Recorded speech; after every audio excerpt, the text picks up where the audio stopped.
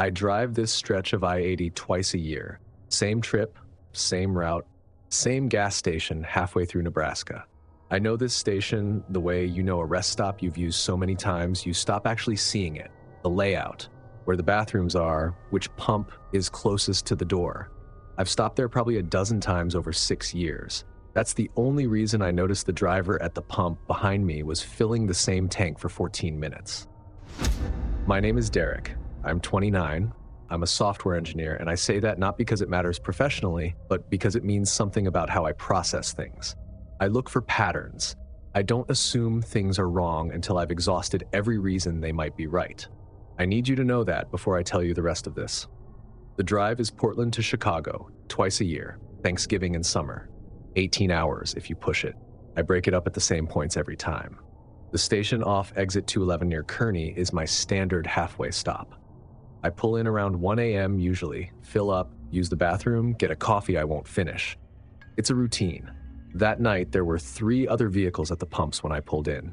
2 big rigs on the far side and a sedan, older, dark blue or dark green, hard to tell under the lights, parked at the pump directly behind mine.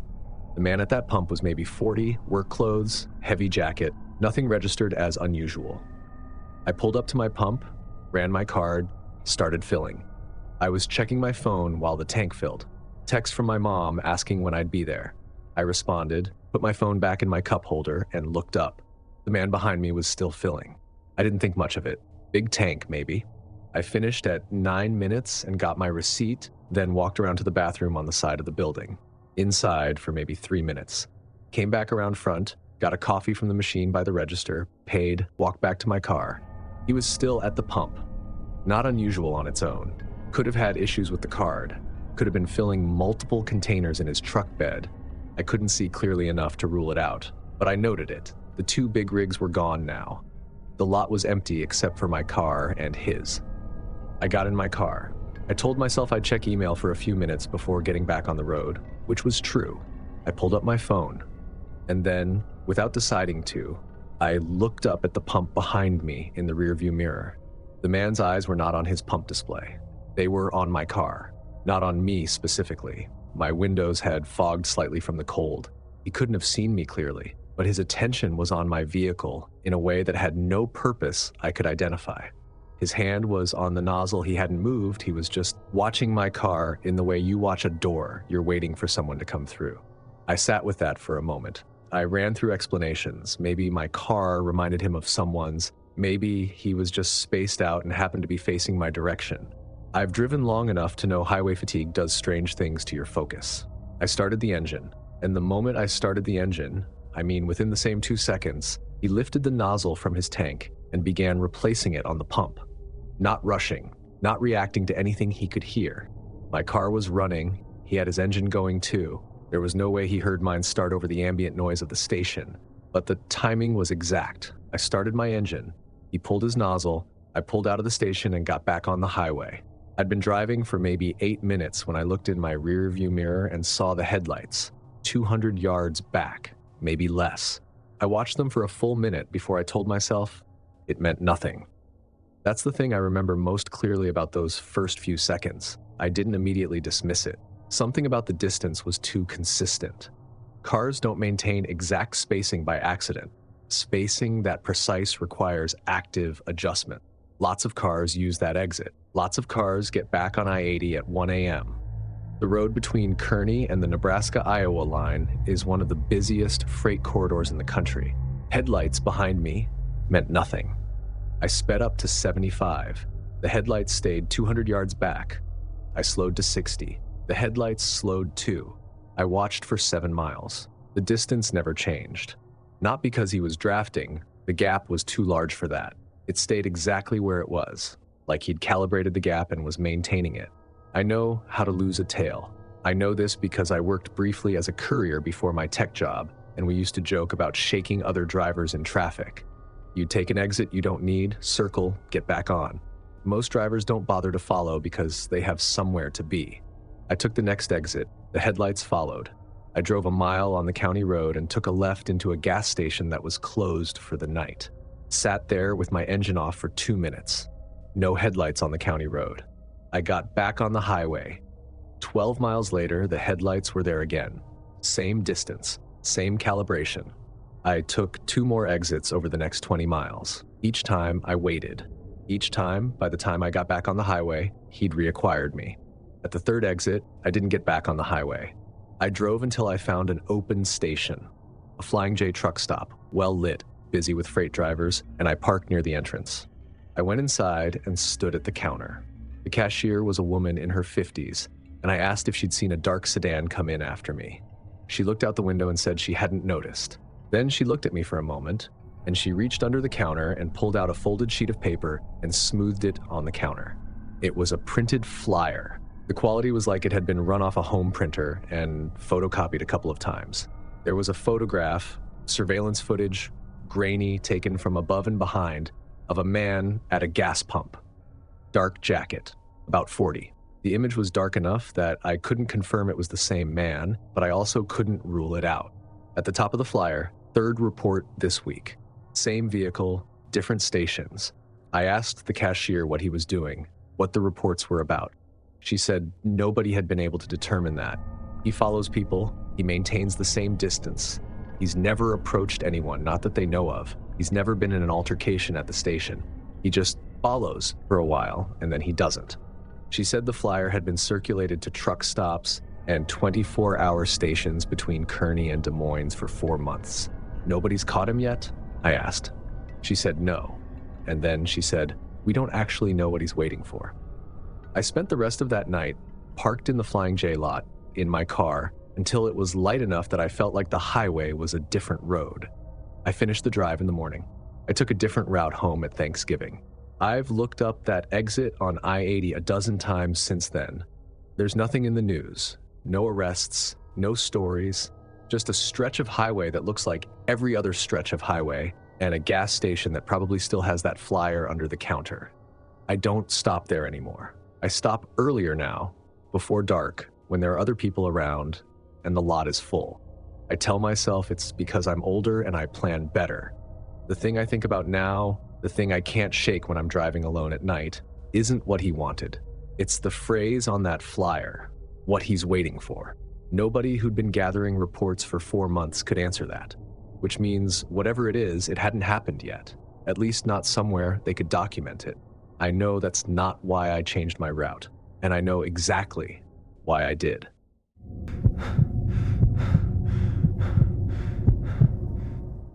The woman in the gray hoodie is not on the security footage.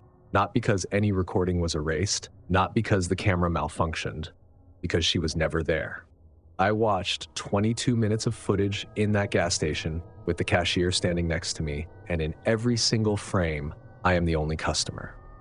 I want to tell you that before I tell you anything else, because I need you to understand what I'm working with when I try to explain this. I'm 26. I've been a registered nurse for 4 years. I work the night shift, 7 p.m. to 7 a.m. at a regional hospital. I've seen what sleep deprivation does to a person. I've seen actual hallucinations, not metaphorical ones. I know the difference between a dissociative episode and ordinary tiredness. I'm telling you this so you understand what it means when I say that I have no framework for what I saw that morning, and I've had a lot of time to look for one. It happened on a Thursday in March. I finished my shift at 7 and pulled into a 24-hour BP station on my usual route home at around 7:30. I stop there a few times a week. It's 4 miles from the hospital, and they carry the breakfast sandwich I like. The lot was almost empty. One car I didn't recognize parked away from the pumps. I pulled up to pump 4, tapped my card, and went inside while my tank was filling. The inside of the store was quiet. The cashier, a man in his 30s I recognized from my usual stops, though I didn't know his name, was at the register doing something on his phone. The store had that early morning stillness, the fluorescent hum you don't notice until you pay attention to it. I was getting a coffee from the machine by the back wall when I noticed the woman. Mid-30s, gray hoodie, hood up. She was in the bread aisle, pushing one of the small hand baskets the store keeps near the entrance. There was a loaf of bread in it and 2 bottles of water. She wasn't looking at anything in particular, just sort of moving along the shelf slowly, the way you do when you're tired and just going through the motions. I didn't think anything of it. I finished making my coffee and moved toward the breakfast sandwiches. When I reached the breakfast sandwich rack, which is in the same aisle as the bread at the far end, the woman was gone. I could see the end of the aisle from where I was standing. She wasn't there. I didn't think about it, reached into the rack, grabbed what I wanted. I moved to the next aisle over to grab a second water for myself. The woman was at the far end of it, walking away, basket in hand. She turned the corner before I got close enough to see her face clearly. That's when something registered. Not alarm, just a small, quiet observation that she'd moved faster than I'd expected. From one aisle to the other, around a corner, before I was close enough to see her face. I was trying to work out the geometry of it, how she'd gotten there that fast from where she'd just been, and I couldn't make it work. I went back up to the front of the store. She wasn't at the register. I looked down the two main aisles from the front of the store. I could see to the back wall. She wasn't visible. I went to the register. The cashier was still on his phone. I put my sandwich and coffee on the counter and turned to look at the store one more time. The woman was standing in line behind me, basket in hand, hood up, one person's length away, not touching, not threatening, not saying anything. Just standing there in a way that was perfectly ordinary in arrangement and wrong in every other way I can't fully articulate. The space between us was correct for a checkout line. The distance, the position, all of it technically unremarkable. But the silence coming from that direction was the wrong kind of quiet. It had weight to it. And her face, what I could see of her face under the hood, was pointed toward me with a quality of attention that I felt before I understood it. I turned back to the register and paid. I took my time. I was aware of her presence the whole time. Not moving, not putting her basket on the counter, just standing. The cashier didn't acknowledge her. Not a glance, not a nod, not the small social acknowledgement you make when there's another person at your counter. He looked through her like she wasn't there. At the time, I told myself he was absorbed in his phone. I picked up my bag and walked out. I walked to my car without running, got in, put my things on the passenger seat, and then I looked back at the store entrance. She was standing at the front of the building, outside the door now. She hadn't gone to the car in the lot. She wasn't moving toward any car. She was standing in front of the door, facing the lot, and she was watching me. Not in a way I can describe as predatory, just watching. The way you stand when you're waiting for something you know is about to happen. I pulled out of the lot. I drove 5 minutes toward home, stopped at a red light, and I couldn't stop thinking about the fact that the cashier hadn't acknowledged her at all. Not once. Not while she was moving through the store, not while she was standing in line, not when she was directly next to his register. So I called the station. I'd looked up the number before for a forgotten receipt once. The cashier answered. I asked if the woman in the gray hoodie had left yet. There was a pause. Then, "What woman? I've been here since 6. You were the only customer who came in today." I told him what I'd seen. He said nothing. I told him I was coming back. He was still at the register when I walked in 5 minutes later. He took me around behind the counter and pulled up the recording on the monitor. The system runs on a 4-camera loop, recorded to a hard drive, standard for small retail. We watched 22 minutes of footage. I arrive, I make coffee, I walk to the sandwiches, I go to the next aisle, I come back to the front, I stand at the register, I leave. In every frame, the store is empty behind me. No woman, no gray hoodie, no basket, no bread, no water bottles, no line. Just me, moving through a store that the camera says I was moving through alone. We watched it twice. The cashier didn't say much. He showed me the other camera angles. There were 4, covering the full interior. All of them showed the same thing. I asked him if there was any way a camera could have been blocked or the angle wrong enough to miss someone. He said no. He said he'd been working there for 3 years and the cameras covered everything. He'd watched me walk in and never seen anyone else. I've been a nurse for 4 years. I know what it looks like when a person is experiencing something that isn't real. I've seen it from the outside many times. I've never experienced it from the inside. I don't have a psychiatric history. I wasn't on medication, wasn't beyond normal, tired for end of shift, hadn't taken anything. The only explanation I've been able to construct is that I was wrong, that I saw something ordinary and my tired brain built a person around it. The problem with that explanation is this. When I left the register and walked out, I did not imagine turning around. I did not imagine stopping and looking at the door. I know what I saw standing at the front of that building, watching me leave, and the camera covering the exterior entrance shows me walking out, looking back, standing there for 4 seconds before getting in my car. It shows nothing else at the door. I don't stop at that station anymore. I take a different route home now, add about 8 minutes to my commute. My coworkers know I drive home a different way, and when they ask why, I tell them I prefer it. I've worked night shifts for 4 years. I know what I see and what I don't see. I've never told them the real reason.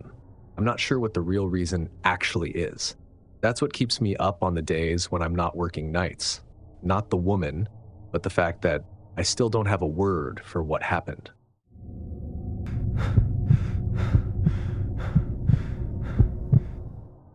I've stopped at 1,000 gas stations in my life. I've been playing in touring bands since I was 20, which means I've driven more overnight routes than I can realistically count.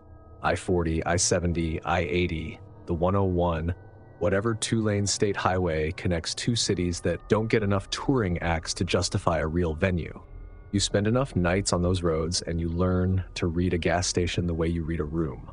And you learn which ones are worth stopping for and which ones you get back on the road from as fast as you can.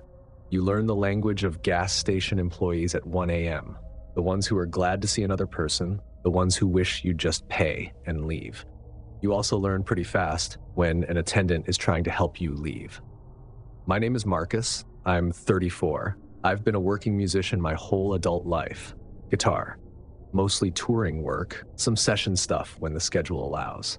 I just finished a 4-show run through Tennessee and Kentucky and was headed back to Nashville in my van on a Tuesday in November. Somewhere around midnight, with an hour left on the drive, I was close enough to home that I should have just pushed through. But I was running on fumes, me and the van both, and I pulled off a county road into a station I'd seen from the highway.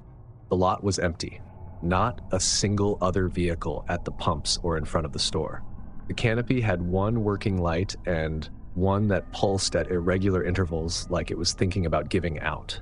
Everything about the station was the kind of ordinary that only registers as strange in retrospect. Small building, single row of pumps, the kind of place that's barely profitable but stays open because it's the only option for 15 miles in any direction. I filled my tank and went inside to pay cash and pick up something to eat.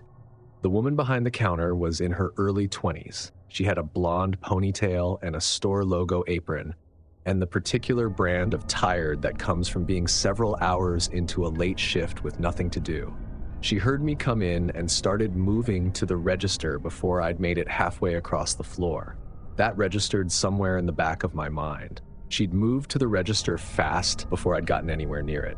She didn't look up when I set the cash on the counter. She rang me up without asking how much and pushed my change back in a single motion. One clean slide across the counter, exact change, no pause. She looked at the register screen and said, "You're all set, drive safe." There was nothing in those words that was wrong, but the speed was wrong. The efficiency was wrong in the way that very deliberate efficiency is wrong. The kind you deploy when you need someone to take something and go without lingering.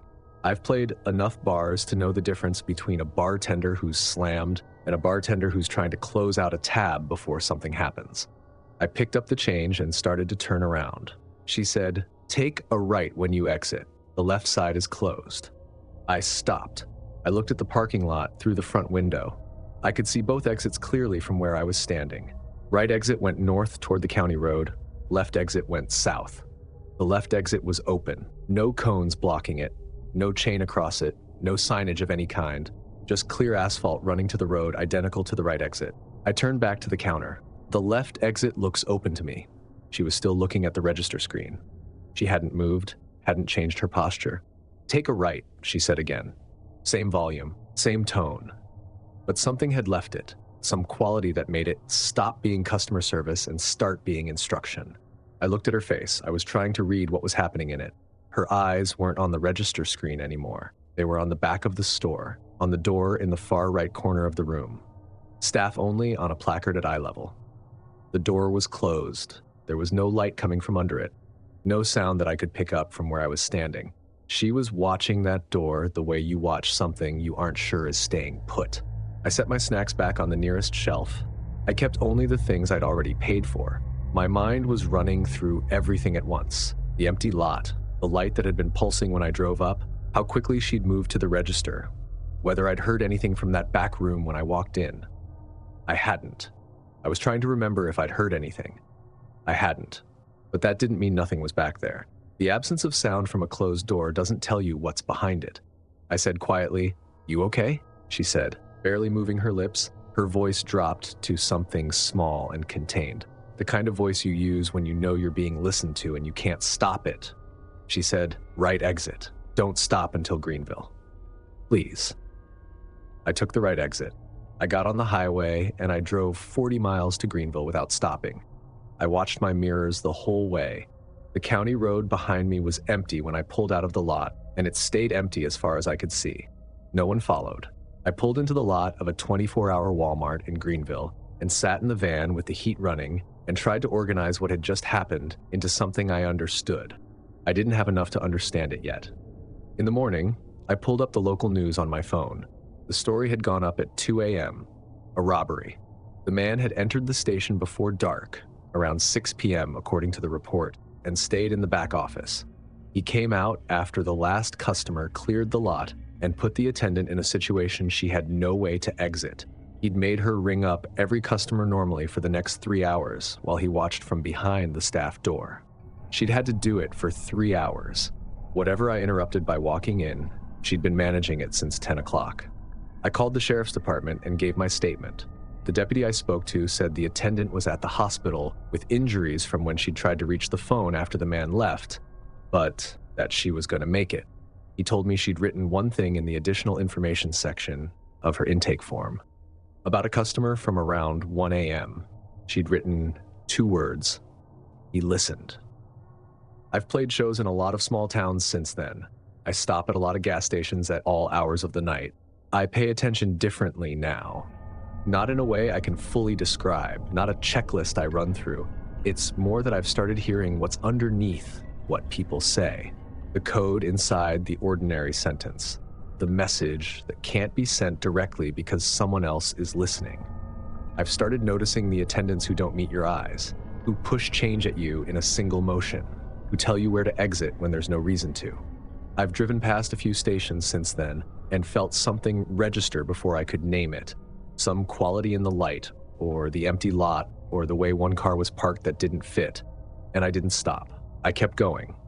I don't know what was behind any of those doors. I'm not going to find out. I don't know what would have happened if I'd taken the left exit.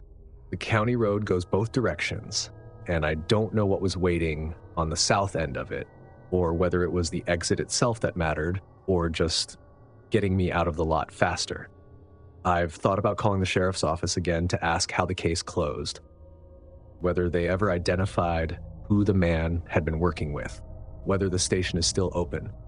I haven't made that call. There's a version of that night where I don't hear what she said, where I take the cash and walk out and go left, the way the road runs, because left and right both get you to the highway.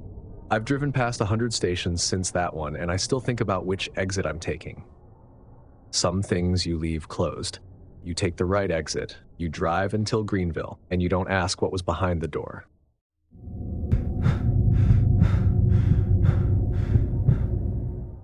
The couple at the next pump said good morning to me. It was 11 o'clock at night. I'm 29. I'm a social worker. I work with families in crisis situations, which means I spend a lot of time paying attention to what people say versus what they mean, and the space between those two things. I've been doing it long enough that I don't always realize I'm doing it. I notice things about how people communicate before I consciously register what I noticed. I'm telling you that because it's relevant to what I'm about to describe and to why I didn't trust my own read on the situation at first. I was driving solo from Kansas City to Denver to visit my sister. I make the trip twice a year, usually. I-70 through Kansas is not a road that gives you a lot to work with. It's long and flat and dark at night, and you drive it because it gets you where you're going, not because of anything it offers along the way. I try to stay awake through it with good podcasts and a full coffee thermos. I'd meant to stop for gas near Salina, but I'd passed the exit without thinking. And by the time I was somewhere between Hayes and Colby, my tank was running low enough that I didn't have the option of waiting for a better exit. I pulled into a small station off a ramp I didn't catch the name of. Low canopy, 2 pump islands, a small lit-up store. The lot had 2 other vehicles in it besides mine, a car parked far from the pumps with nobody visible in it, and a vehicle at the island next to mine. At that second vehicle, there was a couple, mid-40s, both of them. That's the first thing I noticed. They were well-dressed for 11 p.m. in the middle of Kansas. She had a blazer over a blouse. He had a collared shirt. Not formal, but the kind of put-together you manage when you've been somewhere that required it. They were both out of the car, standing at their pump, and they'd both noticed me pull in. When I got out and walked to my pump, the woman looked over and smiled and said, "Good morning." Not in a joking way. Not the way you say it when you've been driving all night and lost track of time and catch yourself. In a settled, plain, easy way, like it was the appropriate greeting and she was comfortable with it. I said morning back because what else do you say? And I ran my card and started filling. A few seconds went by. The man asked conversationally if it was a long drive. I said, yeah, visiting family. The woman said, I hope you get to see your sister soon. I looked at her. She held my gaze and kept that same comfortable smile. Not a flicker of awareness that she'd said something she couldn't have known. I'd said visiting family. That's all I'd said. Visiting family can mean a dozen different things. I had a sister in Denver, yes, but my cousin lives in Boulder and my aunt lives in Fort Collins. And I hadn't said anything about a sister or about Denver or about where I was headed at all. How did you know it was my sister? I asked. The man said, lucky guess. Cheerful about it. Not embarrassed, not caught, just easy and comfortable the way he'd been since I pulled in. I turned back to my pump. I looked at the numbers on the display. I told myself it was a coincidence. People say things. Visiting family does lean towards siblings sometimes. The way you phrase it, the tone. Maybe she'd picked something up from my body language, my voice. I'm a social worker. I know that reads happen on both sides of a conversation. I was almost done talking myself out of it when the woman leaned toward me across the pump island, still smiling. Conversational. Light, like she was passing along a useful bit of information. The left rear tire is going to go flat in about 40 miles. You should get it checked here if you can. I stared at her. She nodded once, a small, matter-of-fact nod. Yeah, I know. It's weird. We get that a lot. I didn't check the tire. I finished filling, put the nozzle back, got in my car, and pulled back onto I-70. I drove for 15 minutes, then 20, then 30, with that sentence running in my head and trying to find a container for it. She'd said it like it was normal, like whatever she'd just told me was something she'd explained before many times and had stopped being surprised by. We get that a lot. 39 miles down the highway, the car went soft in a way that I recognized before I consciously identified it. The steering lost its precision. The pull was there. I moved to the shoulder. I got out and walked around to the rear of the car. Left rear tire, completely flat. The Kansas shoulder of I-70 at midnight is the kind of place that makes you want to be anywhere else. No lights for miles in either direction. Nothing but flat black ground and the occasional semi going by fast enough to push air into you. I had a spare and I knew how to use it.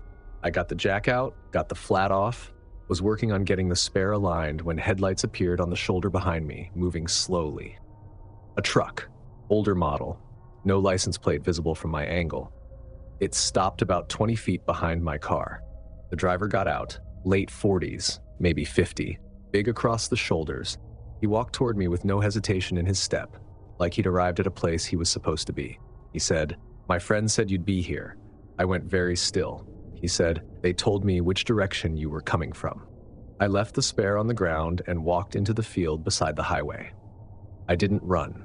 I walked at the pace you use when you don't want to trigger anything, when you need to create distance without showing that you need to create distance. The grass was up to my knees. I kept going until the headlights from both vehicles didn't reach me. I had my phone in my jacket pocket. I called 911. He didn't follow me into the field. He walked to my car and sat on the trunk, like he had nowhere he needed to be, like he expected someone to come to him eventually. Police came in 12 minutes. He was arrested. He had a prior record. The officer who took my statement confirmed that much, and nothing else. I described them to an investigator who called 2 days later.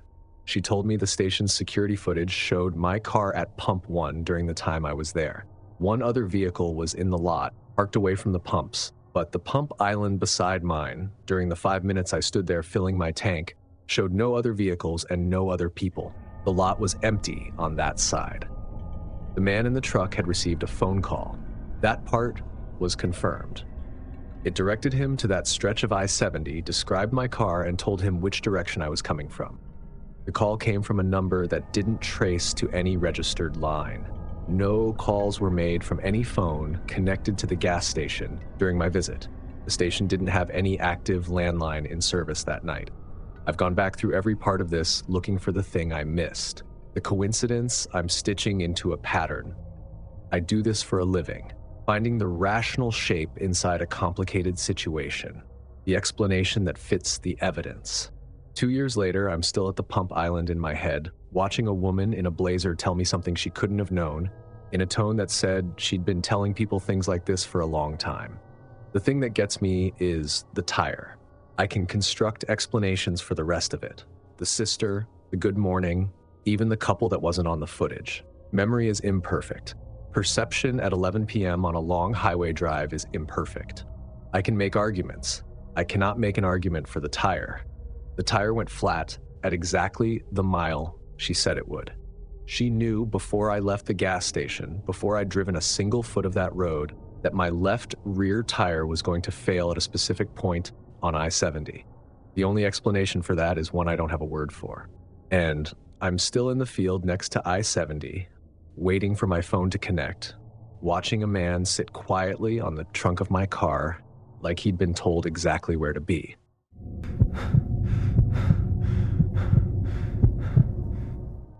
The attendant asked to see my ID when I bought a bottle of water. Not a beer, not cigarettes, not anything with an age restriction. A bottle of spring water at 3 in the morning.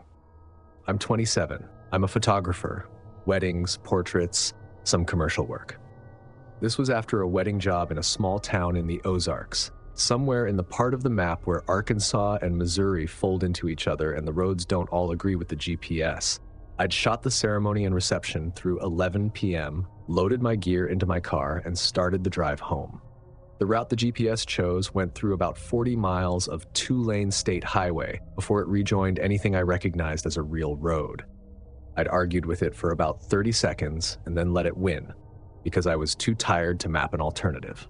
I've driven late at night plenty of times for jobs. You get comfortable with it the same way you get comfortable with anything. It stops feeling unusual. Dark highway, empty road, one set of headlights in either direction, the occasional mile marker. Nothing about that drive felt wrong until the station appeared. It showed up on the right side of the highway around 3 in the morning. One of those single pump operations that's more of a building than a business. The kind of place where you can't imagine there being enough traffic to make it worthwhile. But there it is, open, lit from inside. A single pump sitting under a light that was doing its best. I was low on gas. I pulled in. I filled up at the pump and went inside.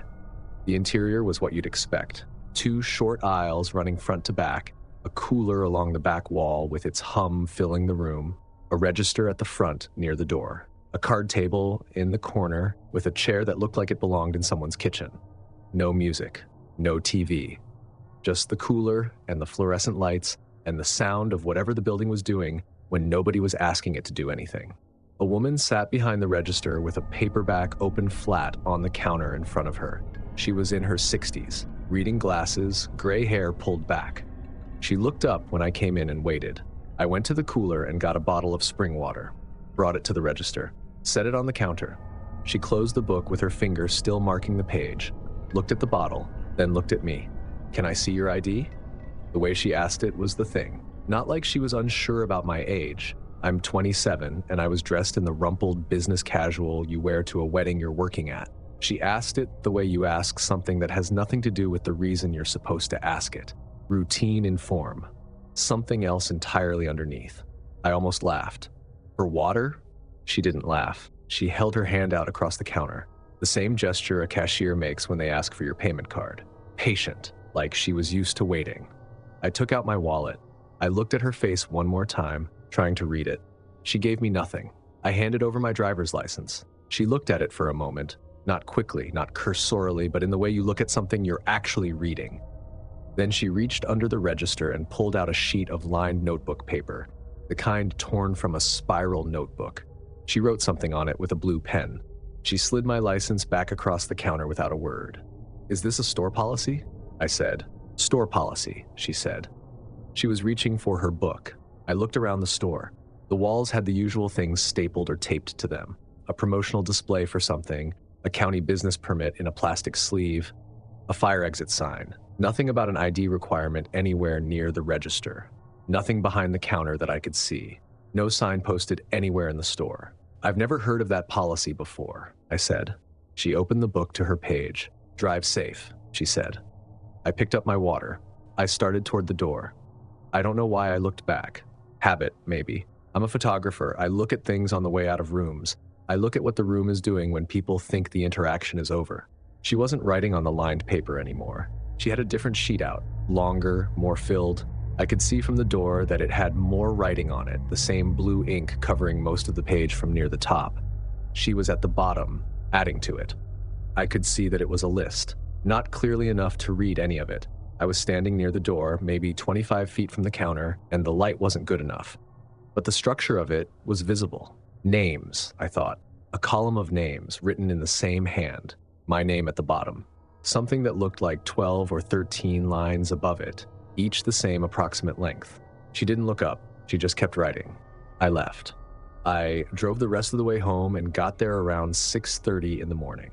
I slept until noon. I woke up to a voicemail from a number I didn't recognize. I listened to it once, got up, listened to it again. A detective called my studio the following week and explained in more detail. My name had been found on a handwritten list recovered from a gas station in the Ozarks during an unrelated check. She was contacting everyone whose name appeared on the list. She asked if I'd stopped there recently and whether anything unusual had happened during my visit. I told her about the ID. I described the sheet of lined paper, the second sheet, the column of names. She was quiet for a moment. Then she said she was collecting names. The other 12 people on the list, all of them had stopped at that station alone. At night, all 12 had been reported missing within 10 days of their visit. The cases were spread across several months. They hadn't been connected before the list was found because they were reported through different county systems, and the victims had different home addresses across a wide area. The attendant was not cooperating. She hadn't been charged yet. The question investigators were trying to answer wasn't who she was or what she knew. Those were already being worked. But who she was passing the lists to, through what mechanism, and for how long. The station had no internet connection they could document, no outgoing phone records for the nights in question, no camera. The method of transfer hadn't been identified.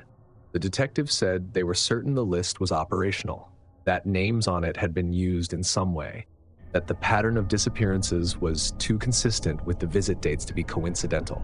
She said, "You left before whatever it was. We don't know what it was, but we know it was supposed to happen after." I've turned that over many times in the months since. I'm a photographer.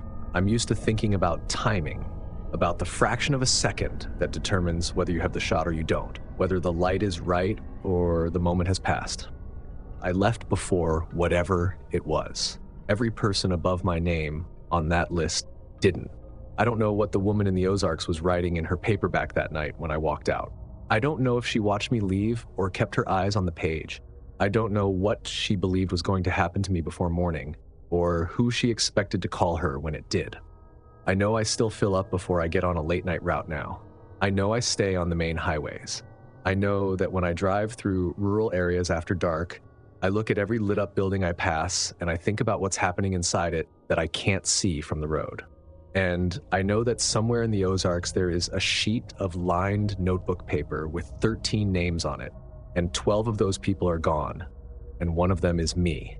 And the only difference between me and the 12 above me is that I turned around at the door and looked at something I wasn't supposed to see. I don't know what I would have done if I'd known what I was looking at. I'd like to think I would have done something useful, but I left, and I'm still here. And on certain late-night drives, that's not entirely a comfort.